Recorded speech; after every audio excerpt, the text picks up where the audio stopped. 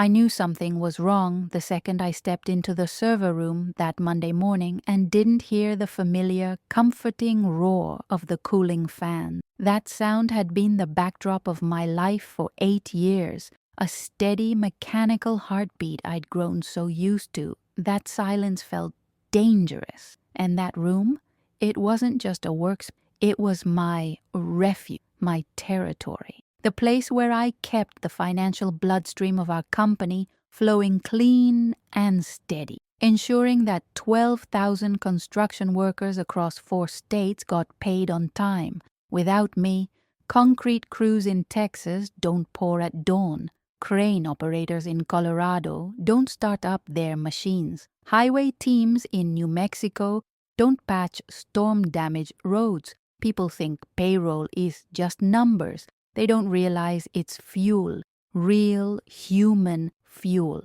Miss one payment and the entire system collapses. So when I walked into that silent room, I felt something cold slide down my spine. Not fear exactly, but the early shadow of it, the warning. Something's coming, I thought. I just didn't know how big the storm would be. Before I tell you what happened next, you need to understand who I was in that building and why they wanted me gone so badly. I'm Brianna Thompson, 46 years old, senior database administrator, unofficial firefighter of every digital disaster this company had survived. My fingerprints were in every patch, script, and workaround that kept our lumbering, outdated payroll beast alive. I didn't inherit this system. I built it, line by line, shell command by shell command, patch after patch, through nights filled with bourbon, bad coffee, and classic rock humming from an ancient Bluetooth speaker. People romanticize cloud-based systems and digital modernization. That wasn't us. Our payroll infrastructure was a trend-built Frankenstein of legacy SQL tables, state-specific logic engines, compliance modules I had personally written, and scripts so old only I remembered why they existed. It wasn't pretty, but it worked, relentless, and everyone depended on me, even if they pretended they didn't. The first real sign came not from the server room, but from the hallway. A new poster had been slapped on the wall. Rodriguez Holdings, efficiency, modernization, transformation. I stopped. Something twisted in my stomach. Rodriguez Holdings had bought us 3 months earlier. When the acquisition announcement went out, lots of people cheered. New money, new leadership, new opportunities. I wasn't one of those people because I'd seen this story before in other companies. New owners, new executives, new charts and buzzwords. Then cuts, quiet at first, surgical, then sweeping. And people like me, the ones holding the real knowledge, became obstacles, legacy, overhead. Still, that morning, I tried to shake it off. Maybe I was being paranoid. Maybe the silence in the server room was just a cooling system rebooting. But when I powered up my workstation, saw a meeting invite blinking on my screen from Andrea Rodriguez, our new VP of Operations, that cold feeling deepened. Andrea was the kind of polished corporate executive who treated construction sites like safari trips, the kind who talked about optimization without understanding what it takes to process overtime when a storm knocks out power grids and crews are suddenly working 16-hour emergency shifts. When executives like her say modernization, what they really mean is replace experienced people with cheaper ones. I clicked the invite anyway. Mandatory meeting, 10:00 a.m. Location, Andrea's office. Participants, me, Andrea, HR. That was the part that made my stomach drop. I leaned back in my chair, staring at the screen, listening to the faint hum of the servers finally stabilizing. My mouth went dry. They didn't know I already knew, I murmured to myself. The meeting wasn't about efficiency or streamlining the way they would pretend it was. I was about to be replaced. But before I tell you what happened inside that office, you need to understand something deeper. because none of this started on Monday morning. The seeds of it had been growing since the acquisition, slow, quiet, but inevitable. It started with the way people began talking to me, too politely, too carefully, like they were afraid to upset someone who was already halfway out the door. Then came the email request. Can you summarize your process? Can you outline the logic for state overtime calculation? Can you share a simplified version of your script? Simplified, as if the system I built could ever be distilled into something simplified. When a machine is held together by 8 years of accumulated knowledge, duct instinct, and sheer stubbornness, you don't simplify it. You understand it or you break it. But nobody wanted to understand, not anymore. Thursday of the previous week, I walked past a conference room and saw Andrea inside with her nephew, a young man named Axel. He had the unmistakable look of a recent MBA graduate, posture too straight, suit too crisp, eyes too confident for someone who hadn't survived a real failure yet.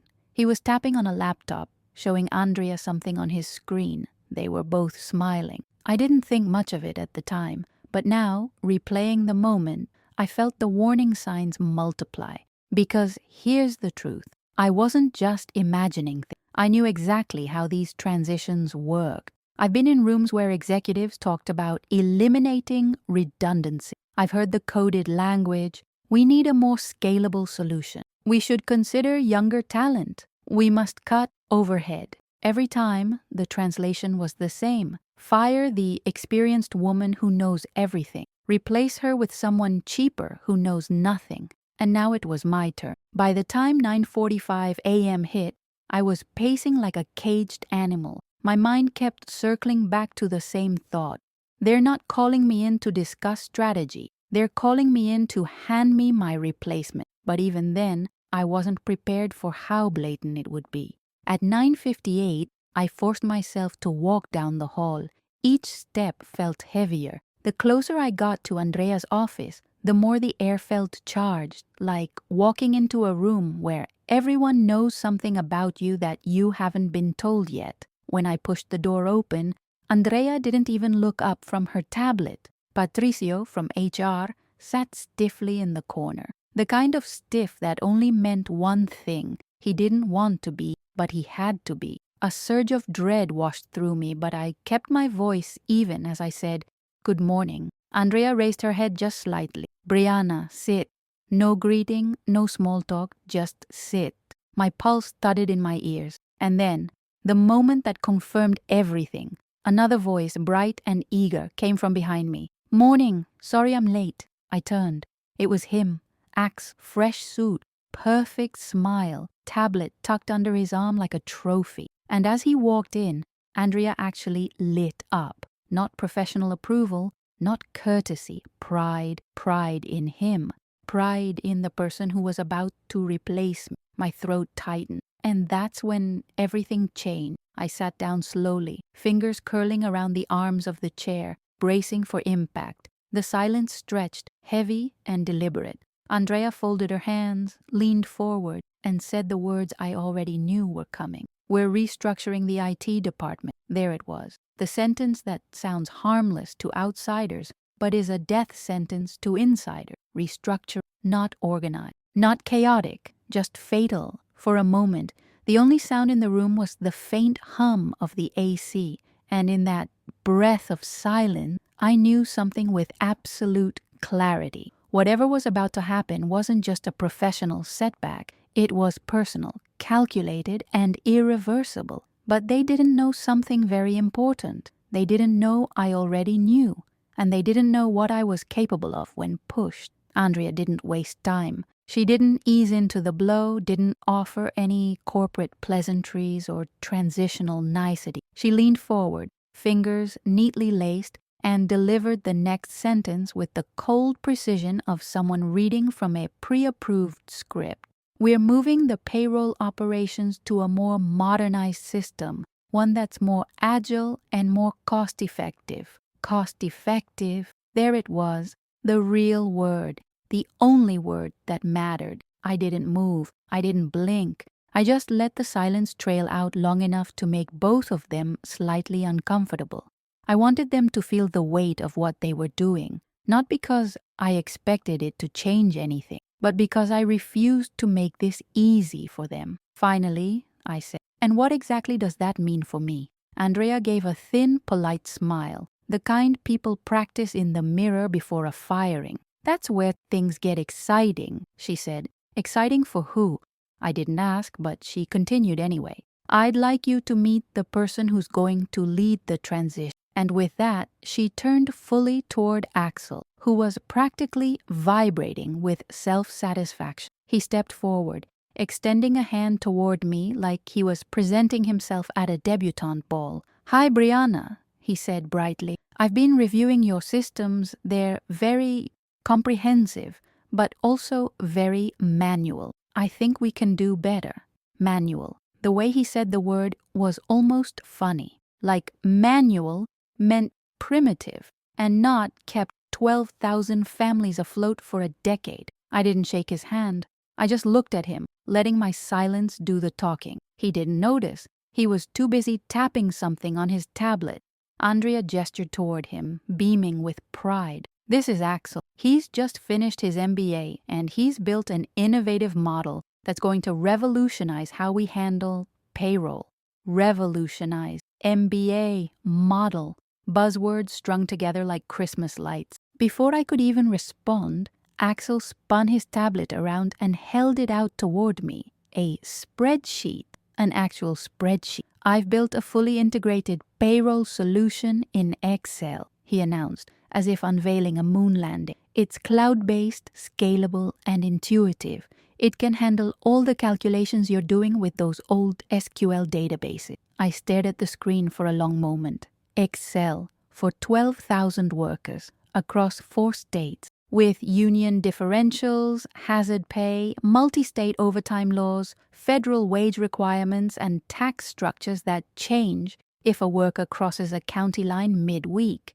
Excel, not even Python, not even a low-code platform, not even a supervised model, a spreadsheet. I finally lifted my eyes to his. "Is this a joke?" Andrea leaned back, crossing one leg over the other. "It's innovation, Brianna. Axel's model can reduce processing time by 60% and significantly cut our IT overhead. So that was the real line item they were discussing behind closed doors. Me. I took a slow breath, forcing myself to keep my tone level. "We're doing the payroll run on Friday. Today is Monday. If you're planning on switching systems, you need to understand what you're touching. This isn't basic accounting, it's..." "I've already incorporated everything," Axel interrupted, standing a little taller. "State labor laws, federal wage classifications, union rules, automated macros, conditional formatting. I've even built lookup tables for tax rates." Lookup tables. I had to fight the urge to laugh. "Axel," I said carefully, "the Arizona prevailing wage database alone has more than 800 job classifications, and the county codes are corrupted. If you don't manually verify the rates, you'll pay Phoenix crews Tucson wages." He blinked. "Well, the system should be fixed then." "Oh, it's a state system," I said flatly. "We don't control it." He made a note on his tablet. "Fix state system." I swear for a moment I thought he was joking, but no. He genuinely believed he could call Arizona and tell them to rebuild their wage infrastructure to fit his spreadsheet. "And what about the equipment rental tracking?" I continued. "The hazard pay proximity radius? The union overtime cascade rules? The federal contract classifications?" He smiled. That smug, youthful confidence you only have when you've never watched a real system catch fire. "I've accounted for all of that," he said. "And you tested it with what data?"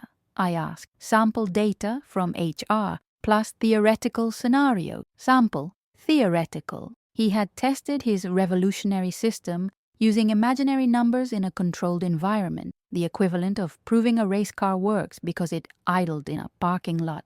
I leaned back, forcing a calm I absolutely did not feel. "Payroll is Friday," I repeated. "And today is Monday." Andrea waved her hand dismissively. "The transition will be smooth." I laughed. I didn't mean to, but I laughed. A short, humorless bark. Smooth?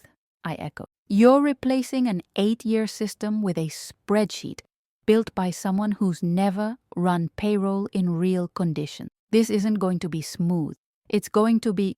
That's enough, Andrea snapped, sitting up straighter. We're making this change. Patricio will give you the offboarding documents. Your last day will be Friday after the payroll run. We expect you to provide Axel with all necessary passwords, files, and documentation. There it was, the knife, delivered with corporate politeness, but still a knife. I swallowed hard. You want me to train him to replace me?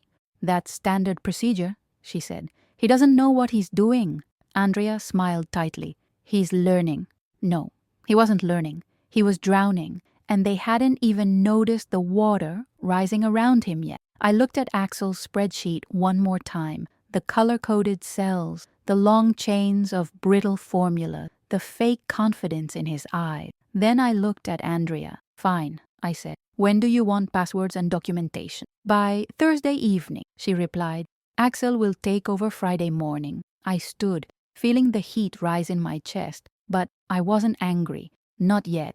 I was insulted, because firing me was one thing. Replacing me with this, with a spreadsheet and a child pretending to be an expert, was something else. As I reached the door, I paused, turned, looked Axel directly in the eye. One piece of advice. He brightened, expecting something technical, something helpful, something generous. When the system crashes, I said, and it will crash, don't panic. Remember that 12,000 people are counting on those paychecks. They rely on this system to pay rent, buy food, keep their lights on. Maybe that will help you prioritize. He stared at me like I'd spoken in riddles. He didn't get it. He couldn't. Not yet.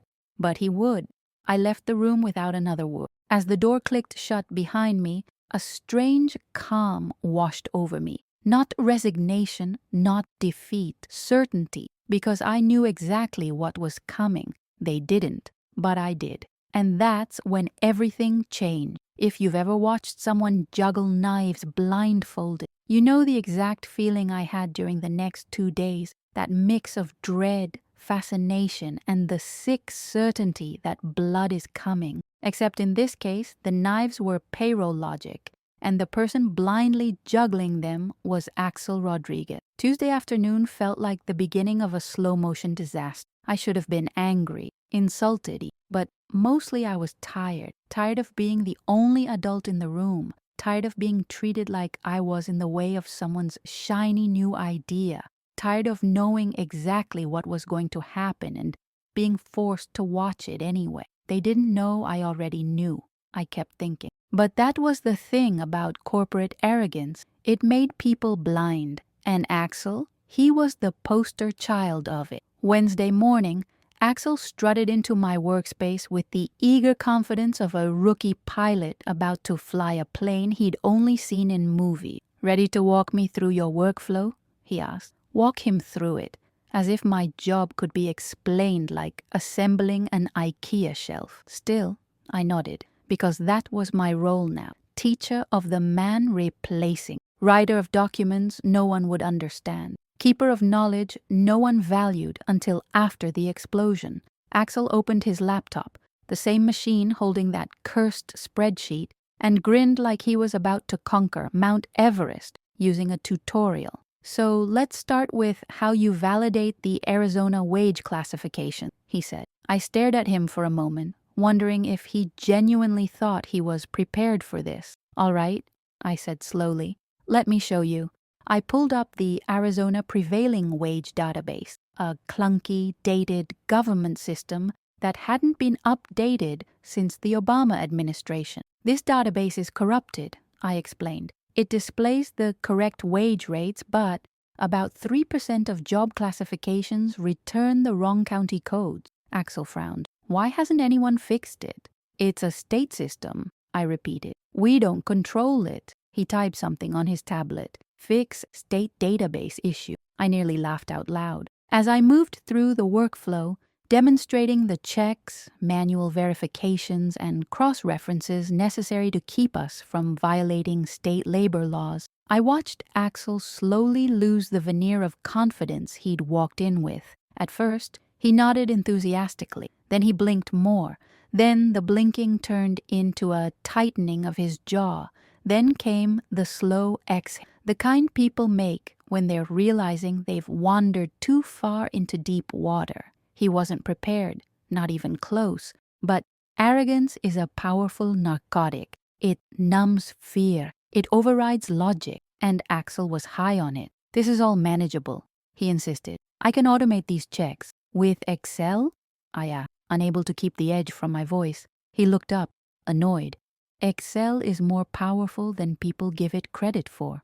"Not this powerful," I said. "Not with cascading logic involving federal, state, and local layers. Not with union differential rules that change based on consecutive days worked. And not with corrupted data sources." He frowned again. "I'll adjust the formula." I sighed internally. This was going to be a long hell. By noon, Patricio sent me an email reminding me to document everything thoroughly. Document everything. Like that was possible. How do you document gut instinct? How do you document noticing a 40-cent discrepancy and knowing exactly where to look for the buried error?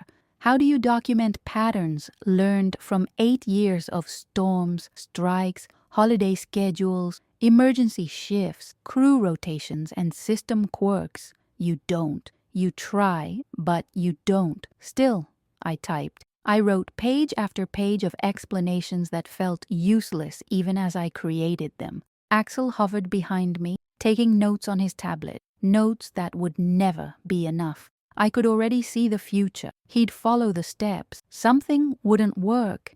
He'd panic, and then Friday would turn into a catastrophe. And that's when everything changed, I murmured under my breath, though Axel didn't hear me. Thursday afternoon is when the real unraveling began. Axel sat beside me, shoulders squared, determination radiating off him like heat off asphalt.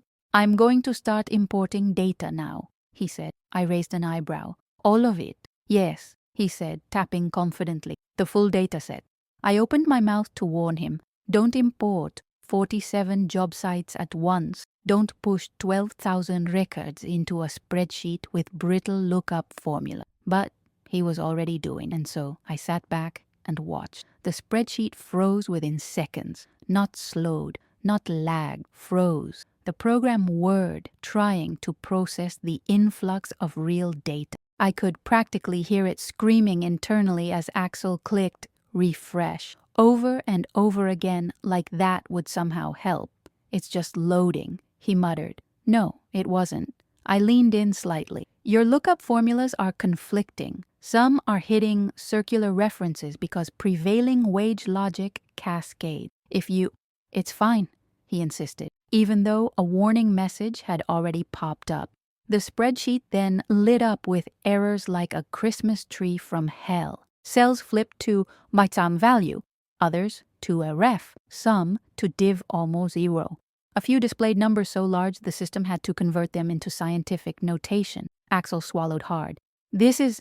He paused, searching for a word that didn't hurt his pride. "Unexpected." I didn't say anything. I didn't have to. He was learning painfully what I'd known for years. Payroll isn't a textbook. It's a battlefield. By 4 p.m., Axel was visibly unraveling. His hand shook each time he attempted a new formula. He started muttering under his breath, scrolling through error logs he didn't understand. This shouldn't...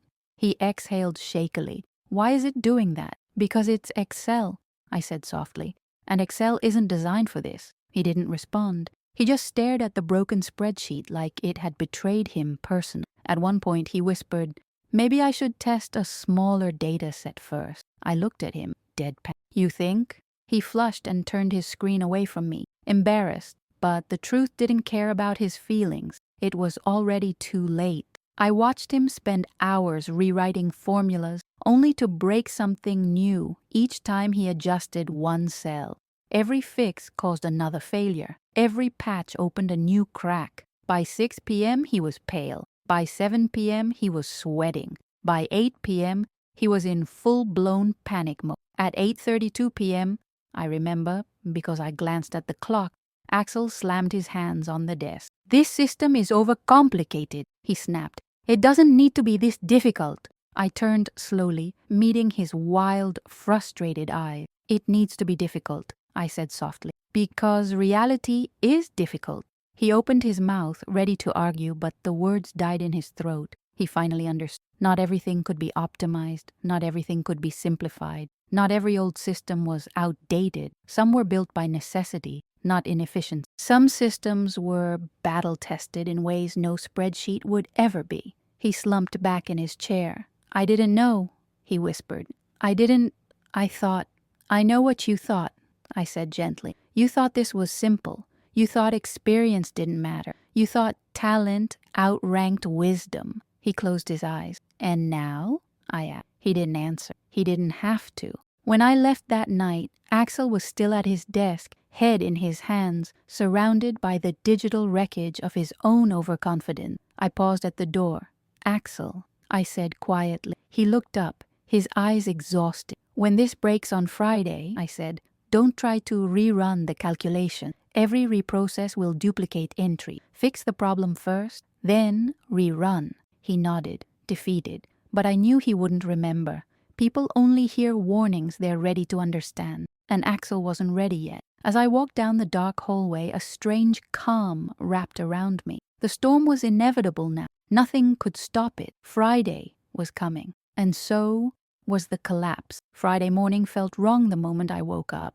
Not because of anything dramatic, just that quiet, uneasy stillness you feel before a storm touches ground. I tried to ignore it, tried to pretend it was any other morning, but my phone buzzing at 9:13 a.m. ended that illusion fast. A text from Kevin, one of the payroll clerks. "Brianna, Axel's spreadsheet is showing weird numbers, like really weird." I didn't respond. I didn't need to, because weird numbers was the exact phrase people use right before a full collapse. At 9:27, another text came in, this time from Danny in the Phoenix office. "Dude, according to this payroll, I make $842 an hour.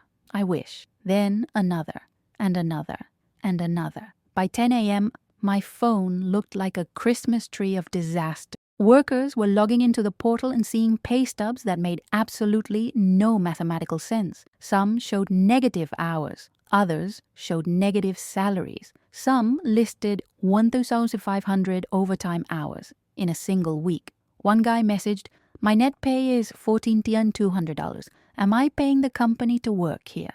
I pictured the exact mistake immediately. Axel had mixed up column headers during import. Employee IDs were being treated as hours. Hours were being treated as pay rates. Social security numbers were being multiplied in formulas. Excel wasn't just broken, it was possessed. But the real catastrophe didn't hit until 11:45 a.m., 15 minutes before the bank cutoff for direct deposits, when Patricia called me. Her voice was shaking. "Brianna, the bank is rejecting Axel's payroll file. They say the amounts are invalid, the accounts are invalid, and we triggered 3 fraud alerts." I closed my eyes. Of course they did. "And that's not the worst part," she added. "According to Axel's calculations, we owe the federal government $2.3 million in taxes, but collected only $170,000 from employees." My stomach dropped. That wasn't just a mistake. That was nuclear. I sat in my truck, listening to Patricia explain how Axel was in the conference room crying, how Andrea was screaming at IT, how the bank had frozen the payroll account, how the system had eaten half the raw data. But the moment everything truly shifted happened at 1:32 p.m. A roar outside headquarters. 12,000 workers across 4 states had stopped working, and at the front of our main office stood Big Jim, the union rep built like a freight train, shouting into a megaphone, "If they can't pay us, we don't work for them." Construction sites from Texas to Colorado went silent, cranes frozen midair, cement trucks parked, highway crews sitting in their trucks with the engines off. News helicopters circled overhead. Reporters swarmed the gate. Workers held up their nonsensical pay stubs like protest signs. It was chaos, beautiful, devastating chaos, and I wasn't even surprised because I had warned them. I had told them. I had practically begged them to listen, but they didn't. And now the entire Southwest was watching the consequences of their arrogance play out in real time. Axel had broken the payroll, but Andrea had broken the company. And deep down, even as I watched everything unravel, part of me felt a strange, undeniable calm, because they had built this disaster with their own hands, and I knew I was the only one who could fix it. By Saturday morning, the story had already gone national. Every news channel was running footage of frozen construction sites, furious workers waving broken pay stubs, and union reps demanding answers. Social media was a wildfire. Hashtags trending. Reporters camped outside headquarters. Anonymous employees leaking emails. And then there was Andrea, giving carefully worded interviews about unexpected technical complications during a scheduled upgrade. I watched her on TV from my couch, sipping coffee, a blanket over my lap. She blamed the system. She blamed transition challenge. She blamed unforeseen variables. She blamed everything except the truth. She fired the one person who knew how to keep the company alive and replaced me with a spreadsheet. I wasn't angry. Not anymore. I was just waiting. And the call finally came at 7:42 a.m. My phone buzzed. Andrea Rodriguez. I let it ring twice before answering. "Morning," I said lightly. "Saw you on the news last night. Nice suit." Her voice sounded shredded, like someone had stuffed gravel in her throat. "Brianna, we need to talk."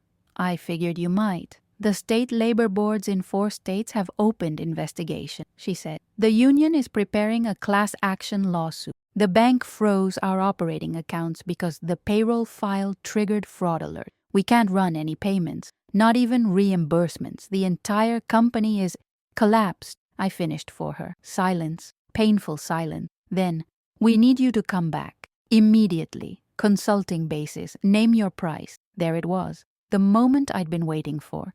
I leaned back on the couch, swirling my coffee slowly. I've already thought about my price. $15,000, cash, up front.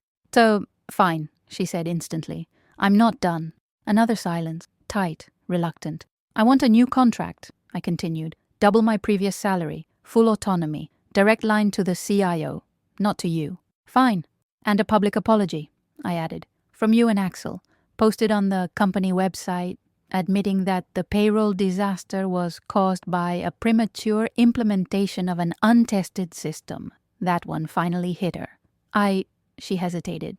"Brianna, that's non-negotiable." I could almost hear her grinding her teeth. "Fine," she whispered. But I wasn't finished. "One more thing," I said. I let the pause stretch just long enough for her stomach to sink. "Axel never touches payroll again. Ever." Her answer was immediate. "Done." I smiled into my coffee. "Good.